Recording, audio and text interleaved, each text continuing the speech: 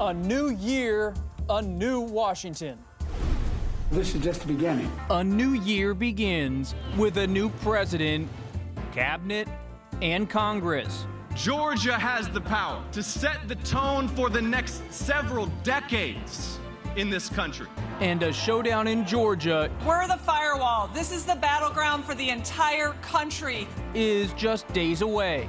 Can a divided Washington address the challenges of a divided nation? Next. This is Washington Week.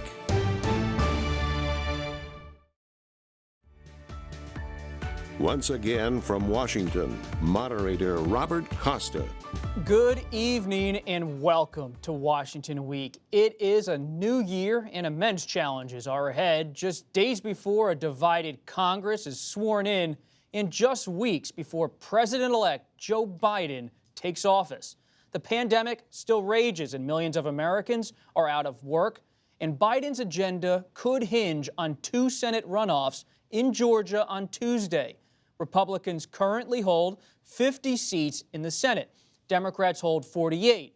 And with Kamala Harris poised to be the next vice president and the tiebreaker in the Senate, Democrats could capture the majority if they win both seats.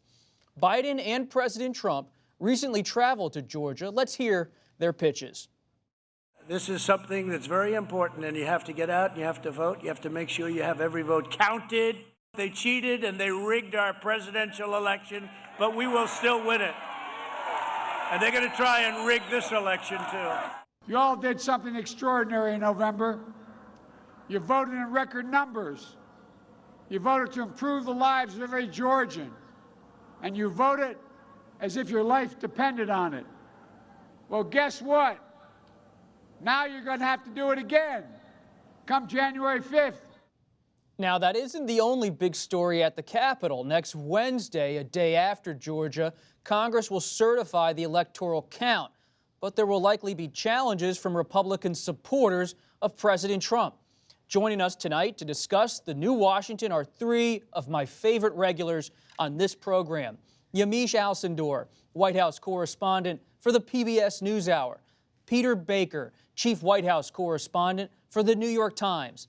And Susan Page, Washington bureau chief for USA Today. Yamiche, let's start with Georgia. Stacey Abrams and other Democrats down there helped Biden win the state in the presidential election. Can that coalition be reassembled in early January?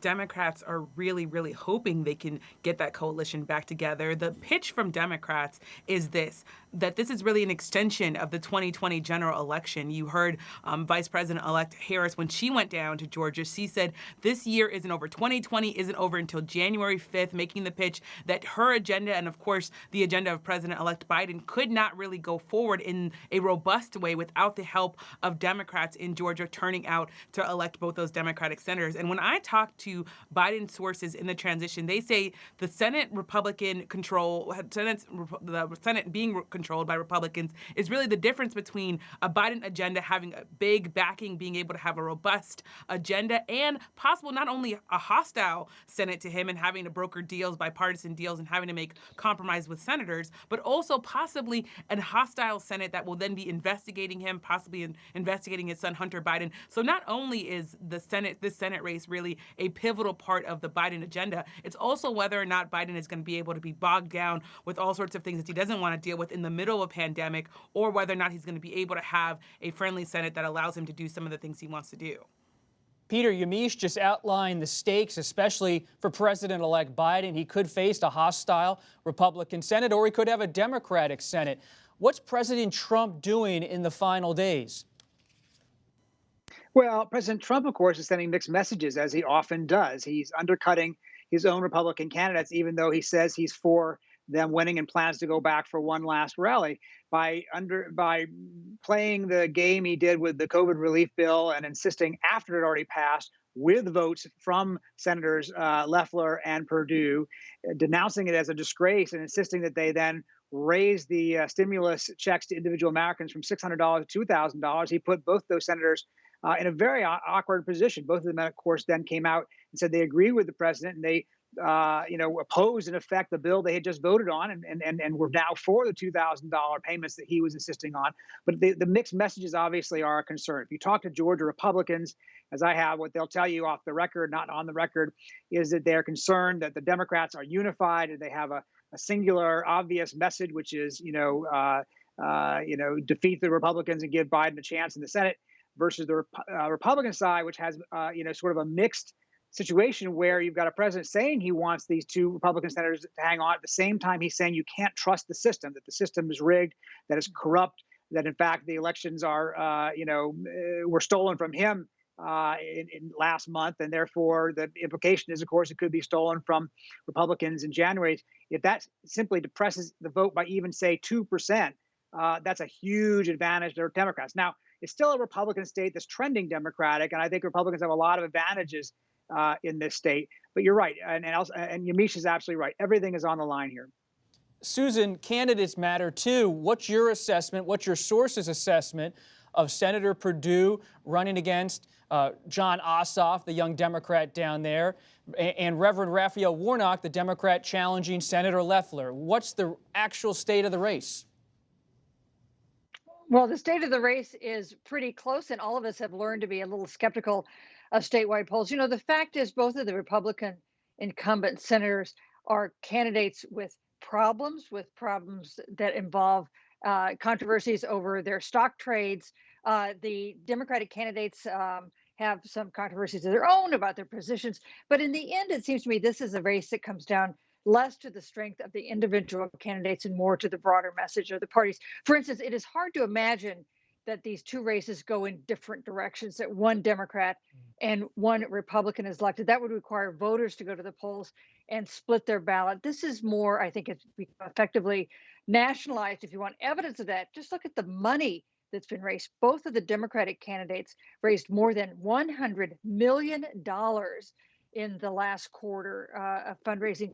That is an unprecedented and phenomenal amount of money. It shows how Democrats in particular across the country are focused on this state. Yamiche, Peter mentioned how the president signed the congressional stimulus package on Sunday, but only after first threatening not to sign it, and he's still refusing to concede the election, suggesting that he could take action when Congress considers the electoral count. So what is this whole situation, the handling of President Trump of January 6th, the stimulus? Tell us about Washington in 2021. What it tells us about Washington in 2021 is that it's going to be a place that is possibly dominated by the influence of President Trump, but that also has its limits. When you think about what happened with President Trump, he was off in some ways really focused more on his own political futures, trying to, again, falsely say that the election was stolen from him while the stimulus bill was being negotiated. He sent, of course, Treasury Secretary Steve Mnuchin up to the Hill, and Democrats and Republicans assumed that he was representing the will of the White House. But then the president got mad at the fact that the one thing that he was really talking about and had talked about was bigger checks for Americans, mainly because he wanted to message that he, as the president, was doing all he could do for Americans. But Republicans didn't back him. And that, to me, is something that was, in some ways, really, really remarkable. When you look at the House vote, they were able to pass this $2,000 check bill, but largely Republicans were the ones who were opposed to it. That tells me that as the president is still having enormous influence over the Republican Party, that there are policy limits that Republicans are willing to go to bat for when it comes to the president. That, to me, tells me that in 2021, and when the president leaves office, as he will leave office, he will be able to still have influence over the Republican Party. He will have a big fundraising base. He'll be able to still be able to wield some power there. But in terms of actual positions that Republicans take, I think it's interesting to see Republicans find ways, especially when it comes to the deficit, to break from the president and say this is a step too far. And Peter, one person who would like to also have influence in 2021 in the Republican Party is Vice President Mike Pence. He's going to be sitting there at the lectern in the Senate when the January 6th count is certified. How is Pence going to handle that test?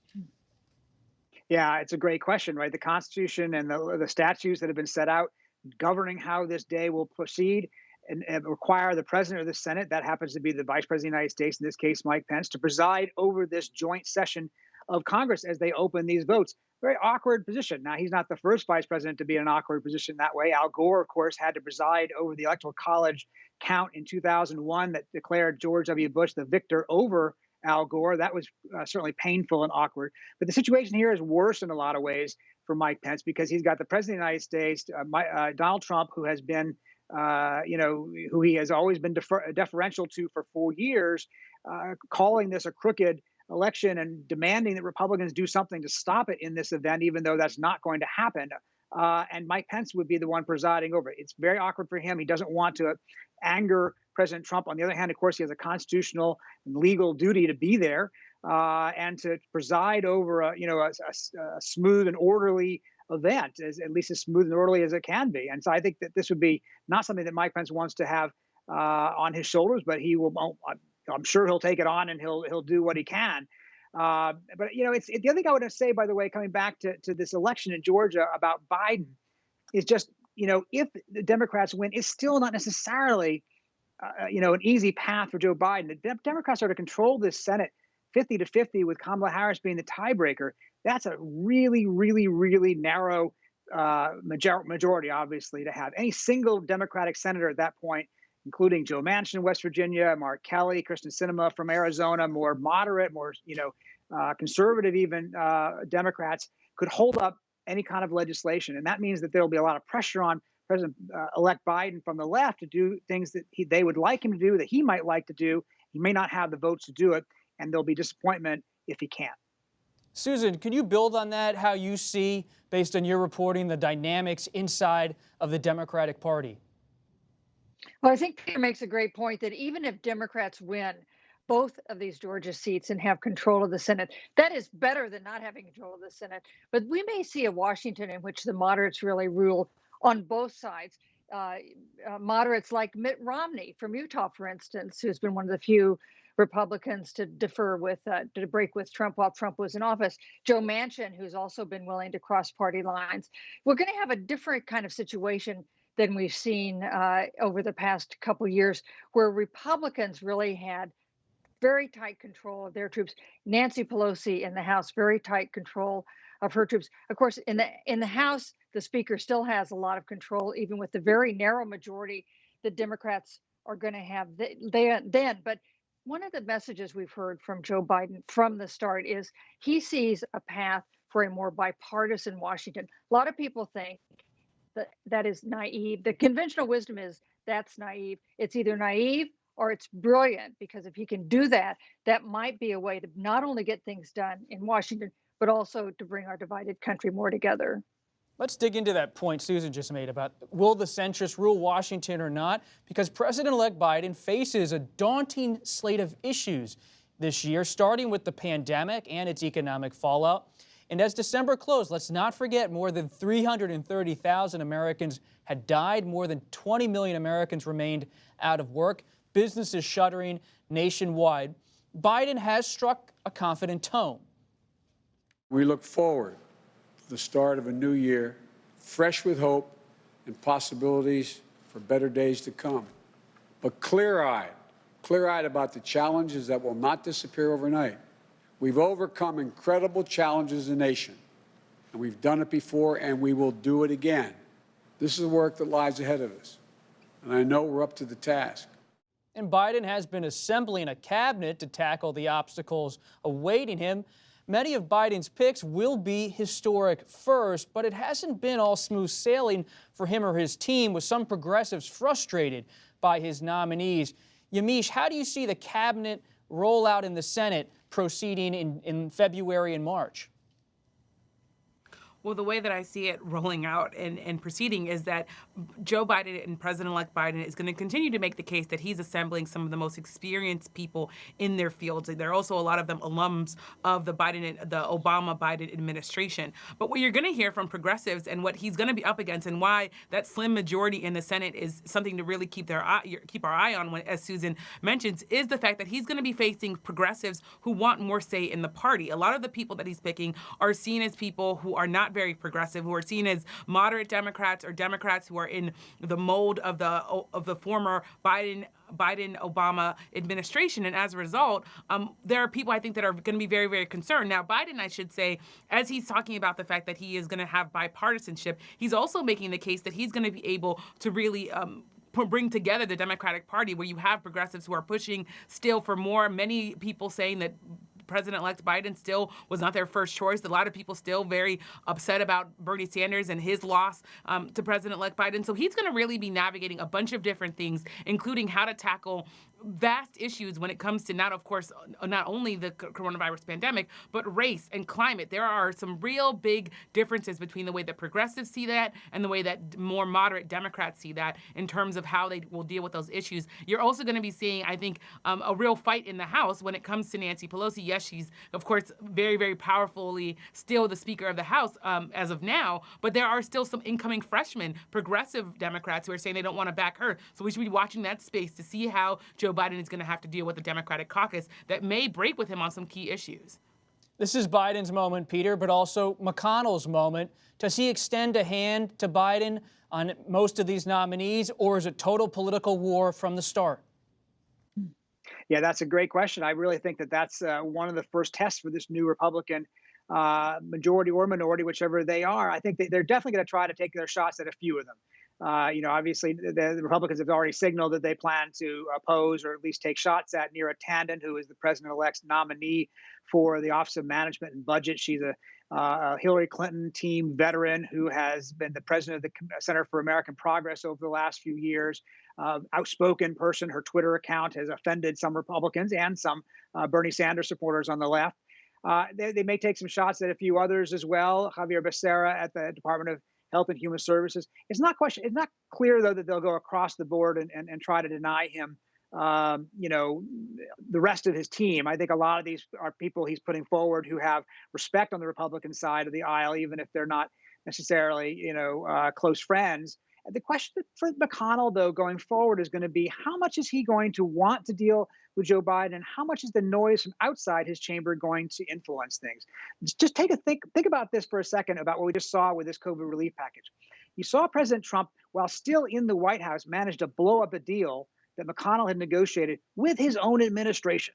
What's going to happen when McConnell negotiates a deal with the Biden administration and Trump is on the outside weighing in if he decides to, perhaps even at the last minute throwing a grenade at a deal that both sides have come together on, and then creating a real ruckus for Republicans who might have to worry about offending the base that he has such command over, or going along with the deal that McConnell has just negotiated. It's going to be a tricky situation for Mitch McConnell, whether they win these Georgia seats or not. Susan, we all can't wait for your upcoming book on Speaker Pelosi. Which issue do you believe she would like to see the new president focus on in 2021? Is it infrastructure, a stimulus? What else? Well, I think that she, like the president-elect, thinks that the first job has got to be getting the coronavirus under control. Nothing else can happen. Nothing else good can happen until that happens. One of her big priorities is protecting and rebuilding the Affordable Care Act. She was the one who muscled that through the House during the Obama administration at a time that many people thought it was dead. And she is very interested in taking care of the Affordable Care Act. It's taken a lot of hits in the last 4 years from President Trump and the Republican Congress. She thinks it's important, and especially in the aftermath of this pandemic, to rebuild it, to give some opportunities. Just one quick comment on the point that Peter was making. The safe bet with McConnell is that he does a political thing, but consider this. Which president is Mitch McConnell personally closer to? Donald Trump or Joe Biden, with whom he served so long in the Senate? And I would say he is probably personally closer to Joe Biden, and maybe that gives a glimmer of hope that he'll be less partisan when it comes to these early confirmation hearings and on legislation that will follow. Well, I'll be keeping an eye on that. So will everybody in the reporting ranks. But to close out the show tonight, let's keep on that theme. I want to ask you all about your outlook on this new year as reporters. Let's begin with you, Yamiche. In a minute, which story will you be watching and why? I'll be watching the coronavirus pandemic, and specifically, of course, it's the biggest story of 2020. It will be the one of 2021, I imagine.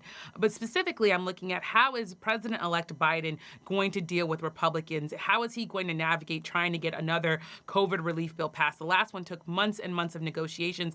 Biden is claiming that he's going to be able to work with Republicans. This is going to be the first big test of that promise. I think the other thing I'm looking at, I know you said one, but the other thing is related to the pandemic. How is Joe Biden going to convince more and more Americans to take the vaccine vaccine, to trust it. A lot of that's going to include trying to get African Americans who are more vulnerable to the pandemic. How is he going to convince them to get more vaccinated? That's also going to be a test of his promise to really bring this country together when it comes to racial relations and other things, dealing with those real scares that people have, those real concerns that people have of the vaccine because of the country's history with racism and healthcare. So those are the two big things, both related to the pandemic. Peter, in about a minute or so, what are you watching? Well, Yamiche said two stories. So quickly, I would say, first of all, watching what kind of a force President Trump is from the outside, how much Republicans are still going to defer to him because he does have a great following among the base, or are the Republican elected officials ready to move on? The second story I would say is Russia. We've had so many provocations and so many instances like this cyber attack just the last few weeks. What will Joe Biden do in terms of confronting them in the year to come? And when you talk about the Republicans, Peter, who do you think is the front runner for 2024? I would not hazard a guess. Absolutely not. You could not pay me to make that guess. Susan, what are you watching? I'm watching whether democracy has been damaged by the last 8 or 9 weeks, in the weeks since the election. We've had close elections before. We've had disputed elections before. We have never had an election in modern times in which the losing candidate refused to accept the results, when the incumbent president declined to commit himself to the peaceful transfer of power, when he launched dozens of lawsuits in battleground states and encouraged governors, state officials, and state legislators to overturn the certified results in their state. Does this become a kind of accepted political practice? And does that cost the trust of voters in the sanctity of democracy, in their faith in democracy, in their belief in the system that we have? I think we've got no bigger question to watch this next year than that. You think the scars are even deeper now than they were in 2000, Susan? We did a USA Today end of the year poll, and we found that more than a third of Americans say Joe Biden was not legitimately elected president. That creates a huge hurdle for a president who is taking over at a time of unprecedented national crisis. And I'm going to be watching Joe Biden. It's a story that's so obvious, the president-elect of the United States. But this is a man who was elected to the Senate in 1972, not even 30 years old, endured tragedy, has endured run after run, health issues, and now he's finally president. What can he do? What will he do? This is his moment, as we've discussed on so many programs, and we will be keeping a close eye here on Washington Week and as reporters on that important story. We're going to have to leave it there. Many thanks to our reporters for coming by tonight and on so many Friday nights in recent years. Yamiche Alcindor, Peter Baker, and Susan Page, thank you so much. We will keep chatting in the extra on our social media and on our website. But before we go, a personal message. This is my final broadcast. I'm heading off to co-author a book with Bob Woodward. It was a very difficult decision, as you might imagine, to leave this wonderful show. But I want to express my gratitude to WETA, which produces Washington Week, and its CEO, Sharon Rockefeller. She always urged me to have the best possible conversation. And together with the whole team at Washington Week, we have brought new and diverse voices to this table and have worked to bring you, our viewers, as close to the news as possible. And thanks to the generous support we receive from you, our viewers, PBS, WETA, and the Corporation for Public Broadcasting, and sponsors nationwide, the future is very bright for Washington Week. I've so enjoyed being welcomed into your homes. It has been an honor. I'm Robert Costa. Good night from Washington.